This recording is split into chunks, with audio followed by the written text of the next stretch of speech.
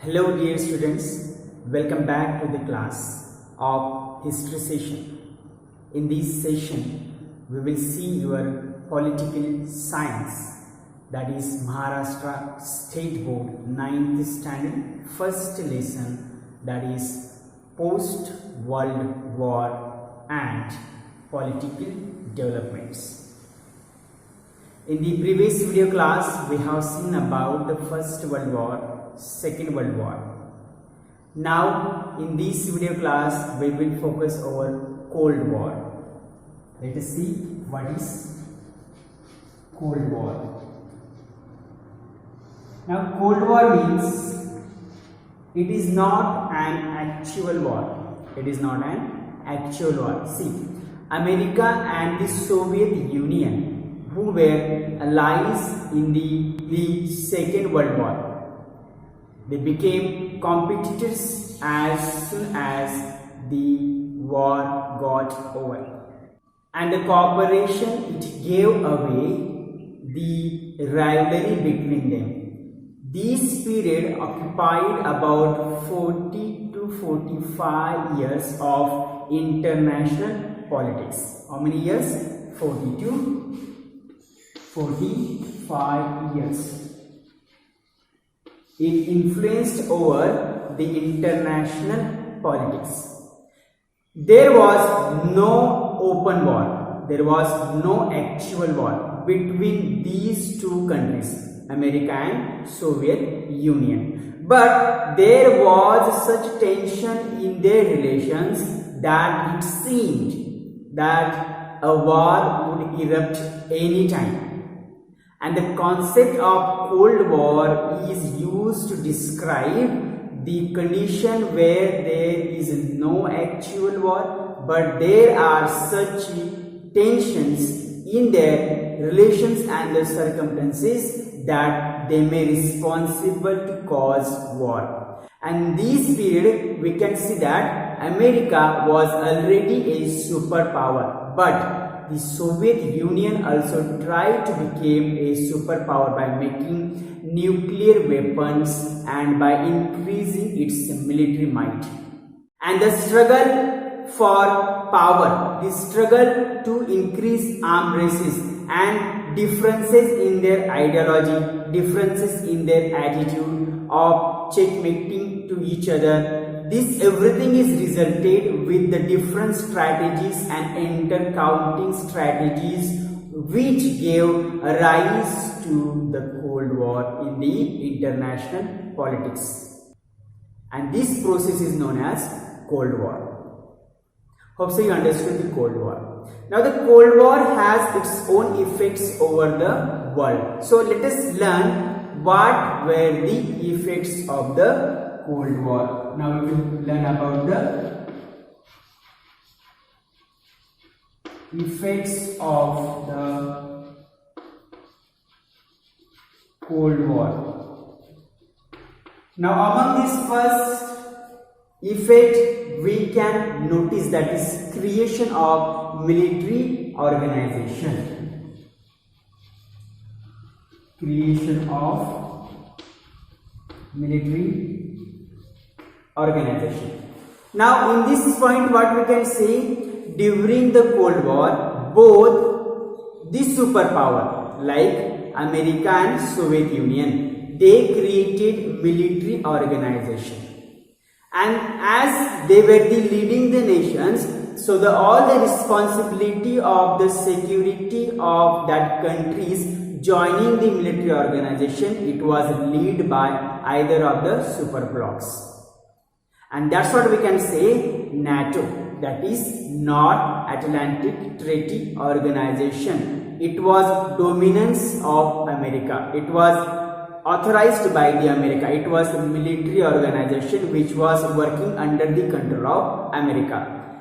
Whereas a military organization named Warsaw Pact, it was under the authority of or under the command of the Soviet Union. That was also one of the military organization.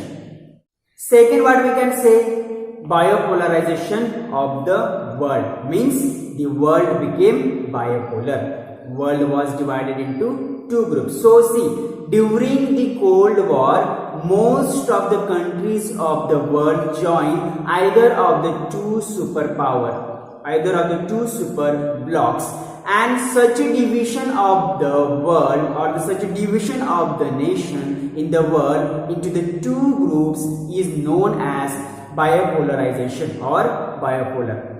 Okay, so this gave a scope of the Cold War which increased due to this bipolarization among the nation, and it has its own importance with the different spheres of the tension arises between the nations. Next one we can say the third effect, that is arm race. That means the superpowers, they started producing arms on a large scale to outsmart each other, and they started a rivalry to make more and more destructive weapons as they started to make outsmart to each other. Why? To acquire the technology required for the same, but soon both the superpowers realized that the arm race may endanger that international peace, and therefore efforts towards arm race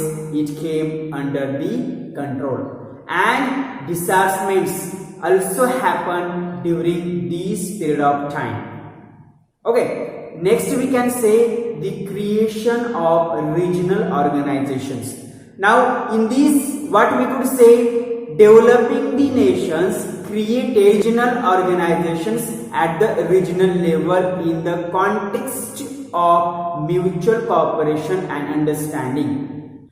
They felt that economic development come together and it is very important for the development of the nations, and therefore we can say European countries came together and formed the European Economic Community, while the Southeast Asian countries, they came together like Singapore, Thailand, Malaysia, Indonesia, Philippines, and they established the Association of Southeast Asian Nations, that is called ASEAN. And finally we can say the non-alignment. See, in this period of the Cold War, which the world was becoming bipolar, at the same time there were some countries which did not join the superpower rivalry, either of the superpowers, America or Soviet Union. Such nations decided to stay out of the Cold War rivalry, out of the Cold War competition, and their policy is known as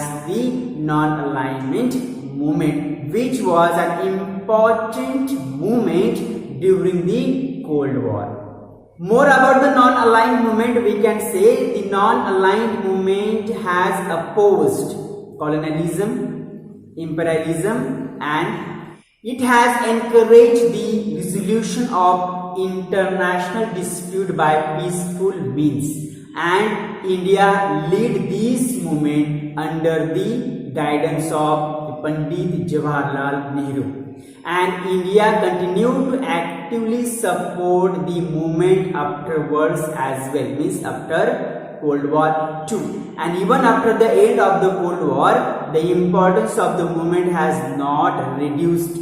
That means the non-aligned movement, it was based over the eternal principles such as humanism, global peace and equality. So dear students, let us see the next point, that is end of the Cold War.